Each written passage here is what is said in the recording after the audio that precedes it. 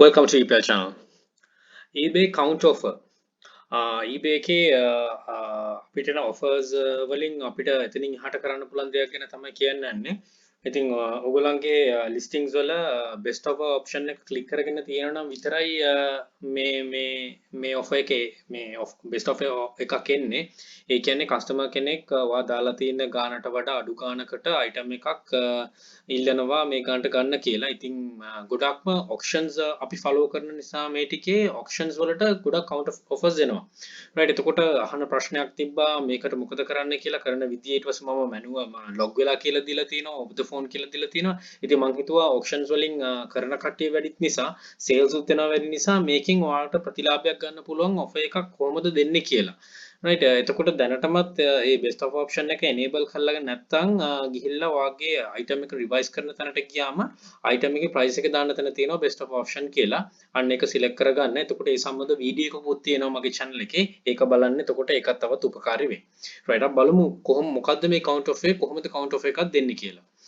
right එතකොට ඔයාගේ seller hub එකට ගියාම මෙන්න මේ විදිහට තැන් දෙකකින් එක පෙන්නනවා. පළවෙනි එක තමයි notification එක එනවා respond to offer කියලා. ඒ කියන්නේ offer එකක් ආවොත්.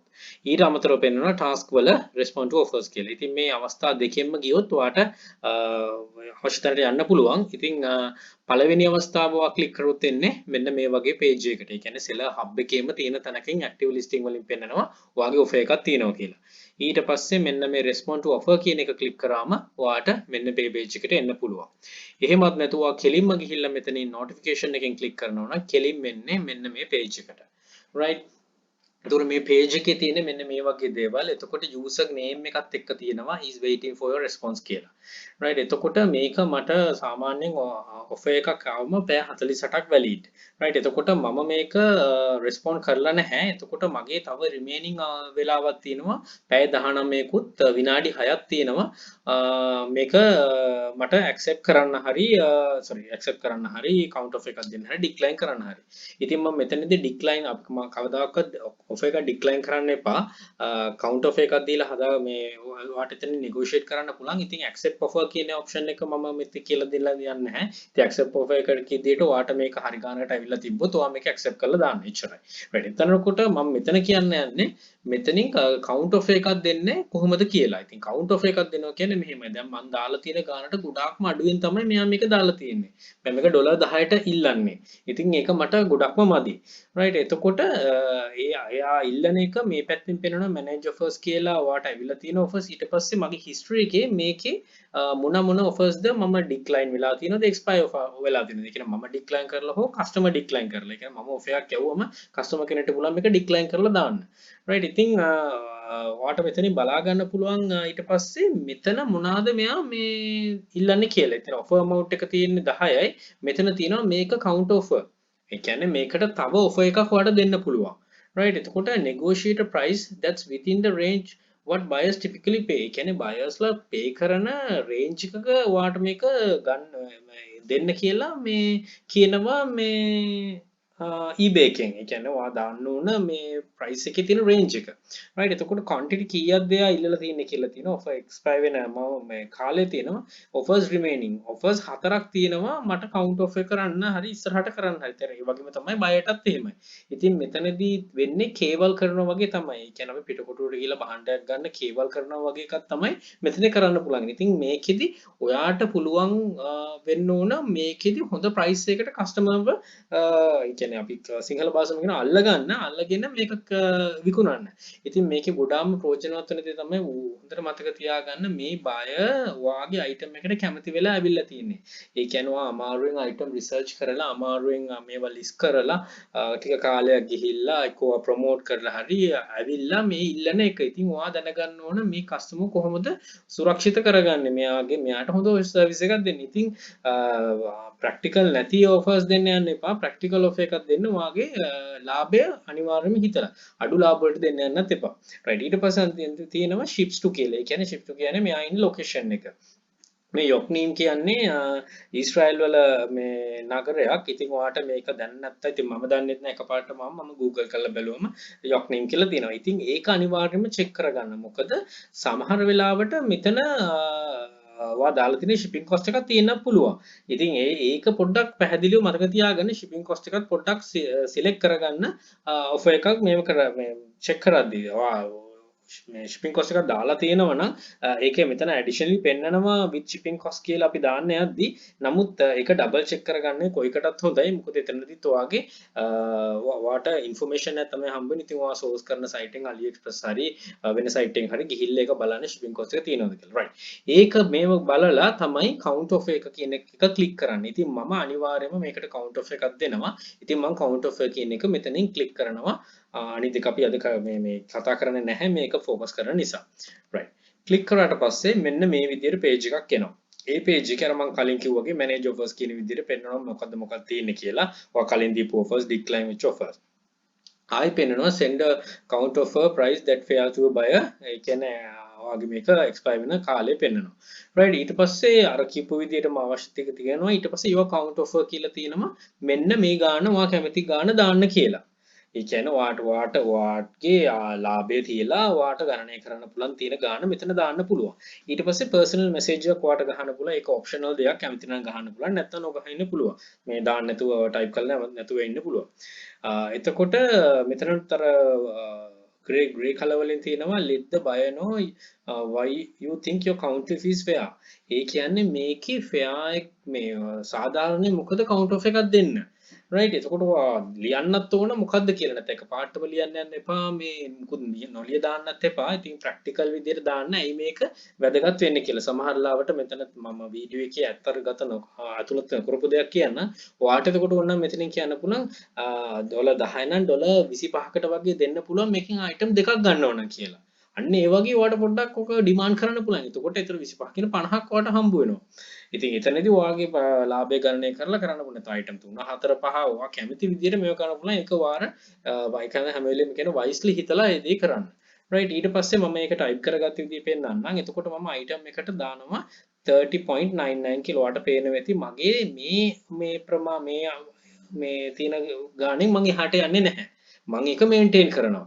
right එතකොට මම මෙතන දාලා තියෙනවා sorry ඊට කලින් තියෙන මේ 30.99 දැම්මම eBay එකෙන් මට message එකක් තියෙනවා consider lowering කියලා. ඒගොල්ලොම කියනවා your count of is above the range of what buyers typically pay for your item like yours. ඒ කියන්නේ මේ තියෙන item එකට එළිය තියෙනවා item එළිය තියෙන ගානට වඩා වැඩි ගානක් තමයි මම දාලා තියෙන්නේ. ඉතින් ඒගොල්ලොම කියනවා low කරන්න කියලා. හැබැයි මම low කරන්න යන්නේ නැහැ.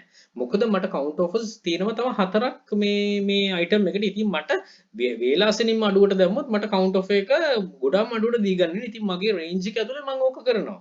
එතකොට මේකට අකමැති වුණොත් අපි මම යවන්නේ ඊට පස්සේ පෙන්නන්න යවන්නේ යවුවට පස්සේ කස්ටමර් අකමැති වුණොත් 39ට යාට එවන්න පුළුවන්. එතකොට යා 28කට වගේ වෙනවා. එතකොට කෙලින්ම රේස් වෙනවා 10 ඉඳන් තව ඩොලර් 18ක් ඇඩ් කරගන්නවා. ඒ කියන්නේ ඒකයි මම හැම වෙලෙම කියන අපි අපේ item එකේ තියෙන මේ ගාන අපි ගොඩක් ලෝ කරන්න නරකයි. අර ලංකාවේ සමහන් වලට වෙච්ච දේ තමයි වෙන්නේ.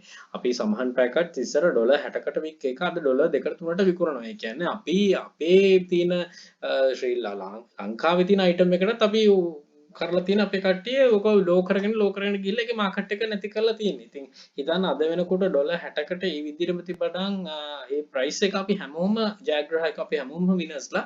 ඉතින් ඒක බෙදීගෙන කරන්න තිබ්බා. ඉතින් ඩිමාන්ඩ් එක තියෙනවා ඒ භාණ්ඩයට. නමුත් අපි ප්‍රයිස් එක හරියටම ලෝ කරලා දාලා තියෙන්නේ. ඉතින් දැනටත් කවුරු හරි කරනවා නම් ඩ්‍රොප් shipping කරනවා නම් හරි ඩිරෙක්ට් shipping කරනවා නම් හරි මාකට් එකේ තියෙන ප්‍රයිස් එක මේන්ටේන් කරන්න. ඒකෙන් අපි හැමෝම විනර්ස්ලා වෙන්නේ. මොකද මාකට් එකක් තියෙනවා. ඉතින් කාටවත් ඕක අඩු කරා කියලා යාට මේ ලොකු කෝටිපතියෙක් වෙන්න බෑ එකපාරටම. හැබැයි අපි ඔක්කොම එකට කරොත් අපි හැමෝම දිනුම්. ඒක නිසා ඒක හැම වෙලේම මතන මම පොඩි එක්සැම්පල් එකක් දුන්නේ. ඉතින් ඒක නිසා ලෝ කරන්න යන්න එපා. right. එතකොට මැසේජ් එකක් දාන්න මම මෙන්න මේ විදිහට මැසේජ් එකක් දැම්මා. hi this is the lowest I can offer. your offered amount is below par. ඒ කියන්නේ මෙතන අර eBay එකකින් කිව්වා වගේ බයට කියනවා මොකද මේක මේ count offer එකක් දෙන්නේ කියලා. ඉතින් මම ඒක කියනවා ඔයාගේ දීලා තිබ්බ offer මේ මට දෙන්න පුළුවන් අඩුම offer එක තමයි මේක 30.99. ඔයා දීලා තිබ්බ මේ offer එක below par කියන්නේ අදාළ ගානටවත් ඇවිල්ලා නැහැ. ඒකටත් ගොඩක් අඩුවෙන් දීලා දෙන්නේ කියලා. right ඉතින් ওই ටික ගහලා මේ review count offer කියලා එක එවුවම ඔයාට හම්බ වෙනවා මේ වගේ එකක්. ඒ කියන්නේ offer එක මේව කරලා count offer එක දාලා quantity එක message එක ඊට පස්සේ තියෙනවා additional terms එකකට offer price does not include shipping and taxes අර මං කලින් කිව්ව එක. shipping cost එකක් තියෙනවා. ඒක බොහොම බලන්න. tax එක නම් customer ගෙවන්න ඕන එකක්. ඒක නම් ප්‍රශ්නයක් නැහැ. customer දන්නව ඒක. ඊට පස්සේ කියනවා by clicking submit counter offer you commit to sell this item if a buyer accept. ඒ කියන්නේ ඔයා මේක අනිවාර්යෙන් විකිණිය යුතුයි customer accept කරොත්. if the buyer accept your offer immediately payment isn't required. ඒ කියන්නේ ඔයා මේක මේව කරපු ගමන් immediate payment එක recover වෙන්නේ නැහැ. මේ අවශ්‍ය නැහැ. ඒ කියන්නේ ඔයා අතන ඒකේ රිවයිස් ඔප්ෂන් එකට ගියොත් වෙන්නයි immediate payment required කියන තැන ඔයාත් ටික් එකක් දාලා නැතුව ඇති. නැත්තම් ඒකේ එනවා ගොඩාක් හැබැයි ගොඩාක් දුරට count offer හරි offer එකක් දුන්නොත් ඒ eBay එකකින් දෙන කෙනාටත් සහනයක් දෙනවා පැය 48ක් දෙනවා auction එකක වගේම item එක sell වුණාට පස්සේ pay කරන්න. ඉතින් අර හැම වෙලේම වගේ item පස්සෙන් දුවලා sale එක පස්සෙන් දුවලා customer pay කරනකම් බලාගෙන customer ට message දාගෙන මේ කරන්න යන්න එපා. customer pay කරයි දවස් 4ක් විතර බලලා යාට ඉන්වොයිස් එකක් යවන්න ඊට පස්සේ නැත්නම් ඔටෝමැටික් කේස් එකක් ඕපන් කරන්න දෙන්න ඒක ප්‍රොෆෙෂනල් විදිහට කරන්න රයිට් මුලින්ම හිතා ගන්න අයිටම් එක සෙල් වෙන්නේ නැතුව අයිටම් එක සෙල් වුණාම ඒක එන්ජොයි කරන්න ඊට පස්සේ එතනින් එහාට දවස් දෙක තුනකින් බලන්න මොකද්ද කරන්න පුළුවන් කියලා රයිට් ඒතකොට සබ්මිට් කවුන්ට් ඔෆර් එක දෙන්න ඊට පස්සේ මේ දුන්නට පස්සේ මෙන්න මේ විදිහට එනවා ඔයාගේ අර කලින් හිස්ටරි එකත් එක්ක ඔයාලට පේනවා ඇති මෙතනට එනවා offers you have sent අර කලින් තිබ්බ 10 නෙමෙයි මෙතන පෙන්නන්නේ එතකොට මම යවපු එක පෙන්නන්නේ $30.99ක් පෙන්නනවා මම කවුන්ටර් එකක් විදිහට යවලා එතකොට ටයිම් ලෙෆ්ට් ඒ කියන්නේ තව පැය දවසකුයි පැය 23ක් තියෙනවා මේක ඇක්සෙප්ට් කරනවා හරි යාට නැවතත් කවුන්ට් ඔෆර් එකක් එවන්න නැත්නම් යාට ඩික්ලයින් කරන්න හරි පුළුවන් රයිට් එතකොට මෙතනත් පෙන්නනවා යාපු මැසේජ් එක මේ විදිහට එයා කලින් එවපු කවුන්ට් ඔෆර් එකත් සෝරි මුලින්ම එවපු ඔෆර් එකත් මෙතනින් පෙන්නනවා රයිට් හැම වෙලේම හිතන්න එන ඔෆර් එකකින් අඩුවට දෙන්න නෙමෙයි වාගේ ගානට එනකන් ඒක ෆයිට් කරන්න කේබල් කරන්න. ඉතින් මෙතනත් මෙන්ෂන් කරලා do not lower your price එක අඩු කරන්න යන්න එපා මේන්ටේන් කරන්න. මම අර උදාහරණයකුත් කිව්වේ ඒකයි. ඒ විදිහට කරොත් ඔයාට තවත් අයිටම් එකකින් හොඳ ලාභයක් උපයා ගන්න පුළුවන් වෙයි. ඉතින් මේ හැම එකම කරන්න පුළුවන් වෙන්නේ best of option එක ක්ලික් සිලෙක්ට් කරලා තිබ්බොත් පමණයි. ඉතින් ඒකත් කරලා නැත්නම් try කරන්න මේව කරන්න ඔයාගේ profit margin එක බලලා හරි ගානට ආවොත් මේක විකුණලා sale එකක් ගන්න. right එන කස්ටමර්වත් හැම වෙලේම බොහෝම පරිස්සමෙන් පාවිච්චි මේ යව හැන්ඩල් කරන්න. එතකොට එයත් එකටම ඉඳී එතකොට එකක් ඉල්ලුවොත් ඔයා දුන හතරක් වුණත් කවුන්ට් ඔෆර් එකක් විදිහට යවන්න පුළුවන් මේ විදිහට දෙන්න පුළුවන් කියලා ප්‍රැක්ටිකල් විදිහට. right එහෙනම් ඒ ටික තමයි කියන්න තියෙන්නේ. good luck, think wisely, don't work hard, work smart, happy selling. please subscribe my channel. FB එකට ඕන කෙනෙක් එන්න පුළුවන් ඕන ඉන්ක්වයරි එකට අපේ sister channel එක තියෙනවා epal hub ඒකත් subscribe කරන්න subscribe කළා නැත්නම් ඒ ටික තමයි කියන්න තියෙන්නේ. හැමදාම කියන වගේ bring more dollars to Sri Lanka. Happy selling.